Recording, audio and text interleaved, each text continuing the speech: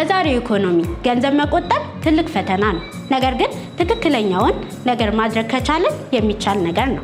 የፋይናንስ ግቦቻችንን ለማገዝ የሚረዱንን ጥቂት የቁጠባ ምክሮችን እንንገራችሁ። ያልጠበቃችሁትን ገቢ አስቀምጡ ወይም ቆጥቡ። ከመደበኛ ገቢያችሁ ውጪ ያገኛችሁትን ተጨማሪ ገቢ ለቁጠባ አውሉት። ምሳችሁን ቋጥሩ። ውጪ መመገብ ይመቻችሁ ይሆናል፣ ለኢኮኖሚ እድገት ግን አይመከርም። በዚህ ኑሮ ውጪ ደጋግሞ መመገብ ኪሳችሁን ያራቁታል። እናም የምግብ ወጪያችሁን ለመቀነስ ምሳችሁን ቋጥሩ። የማያስፈልጓችሁን ነገሮች ሽጡ። አሁን የማያስፈልጉ እቃዎችን ሽጧቸው። ይህ ተጨማሪ ገንዘብ እንድታገኙ እንዲሁም ቤታችሁን እንድታቃልሉ ያግዛቸዋል።